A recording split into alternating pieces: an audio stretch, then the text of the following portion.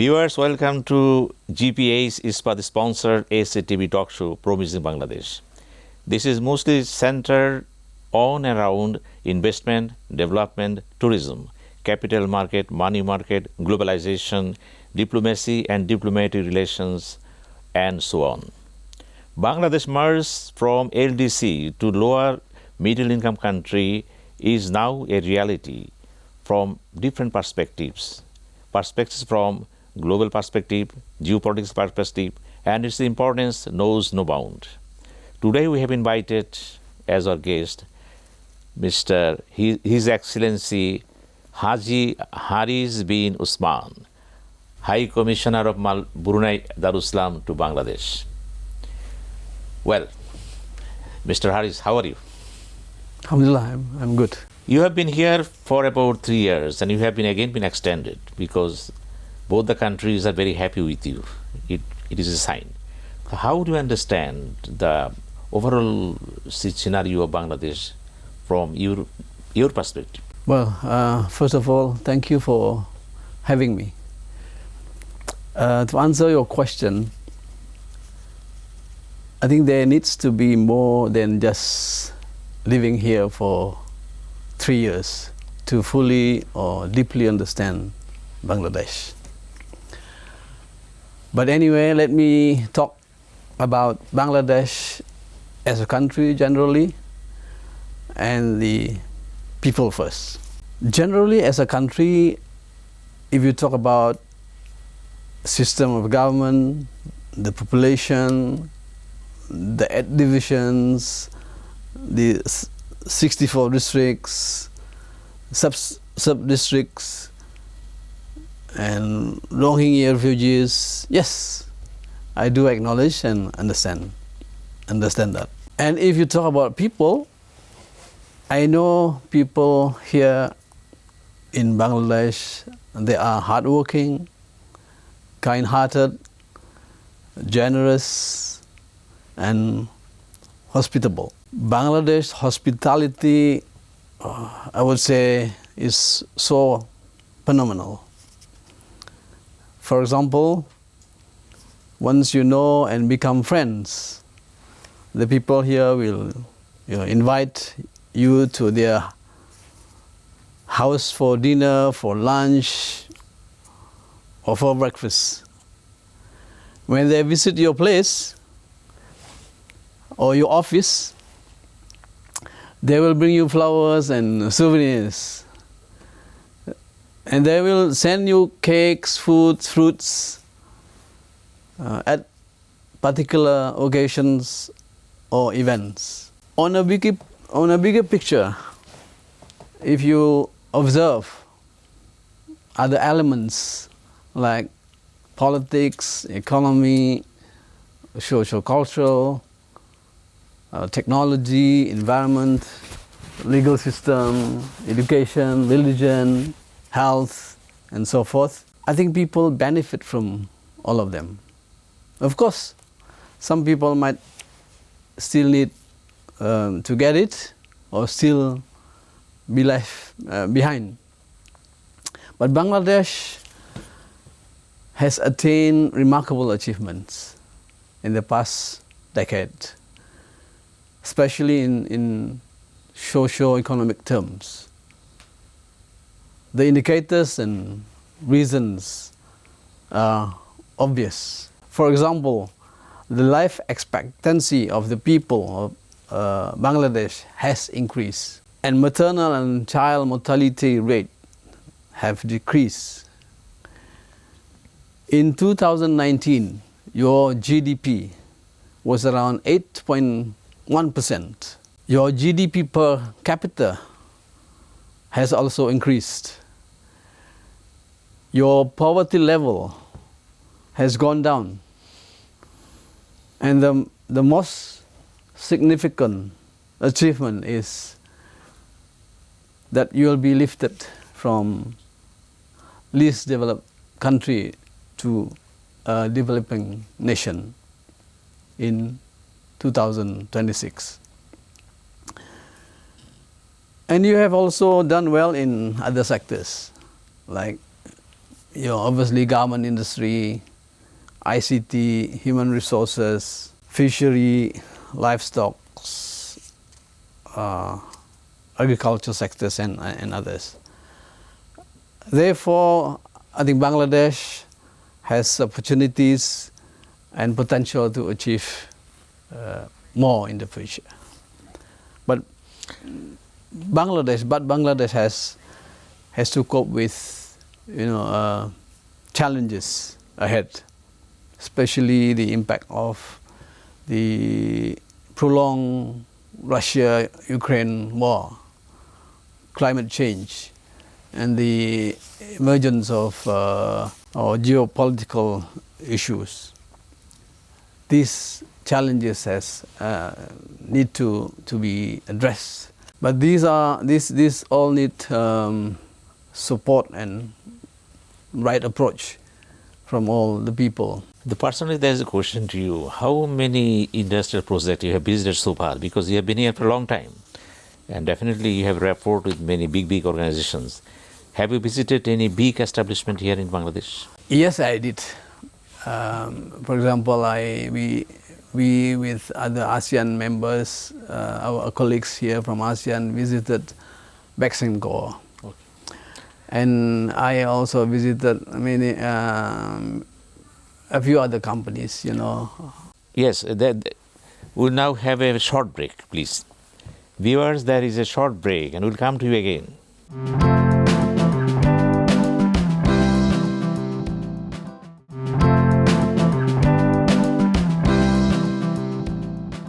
Viewers, again welcome to you to GPA's sponsored SATV talk show Promising Bangladesh. Mr. Haris, you spoke so many things about Bangladesh, but there is a question. What about the trade between your country and Bangladesh? I mean, so far you know that there is a limited scope trade, export-import, but how can we diversify all these things? And what is your analysis on these things? Because recently the Sultan of your country, Hassan al-Bolkiah, visited Bangladesh, and during his visit there are few agreements at MOUs, 1 contract and 3 MOUs, especially in the field of gas and petroleum. How do you view all these things? Trade between Bangladesh and Brunei is, as you mentioned, is still on a limited scale. Honestly speaking, it needs enhancement. Brunei also import vegetables and vegetable oils, manufactured goods, textiles, leather and footwear, beverages, and various other items from Bangladesh. But then again, as I mentioned just now, is very much in favor of Brunei because 90 to 95% of the volume of trade comes from Brunei. As you also mentioned, we have signed a number of MOUs. Previously, we signed 6 MOUs. That was during your Honorable Prime Minister visited Brunei.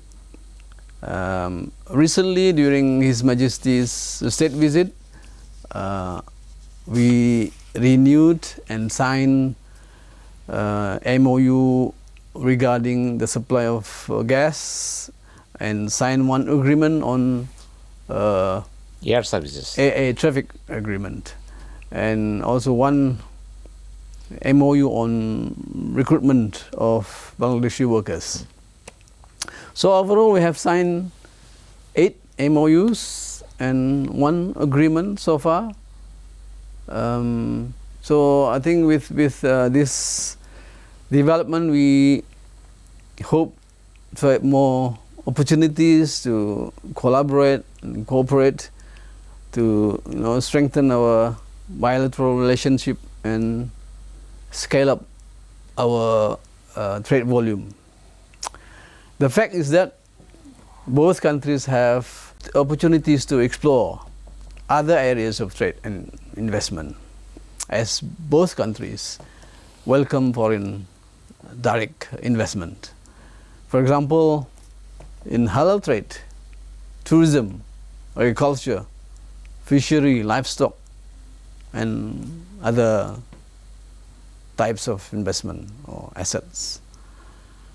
In that context, I'm of the view that interaction and engagements need to be regular and frequent at various levels, not only from G2G, business to business, both but private also and people, government, yes, public. and to exchange ideas and explore and establish business benches in both countries. There is a big opportunities of, Bangladesh for exporting manpower. You need a manpower also. And we'll come to the next phase, and again we are going for a short break, and we'll come back again. Viewers, we are going for a short break and come again very soon.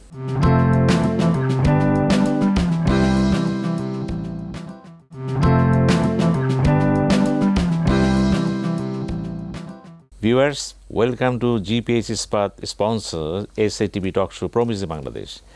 We are having talks with High Commissioner of Brunei Darussalam to Bangladesh, Mr. Haris bin Usman.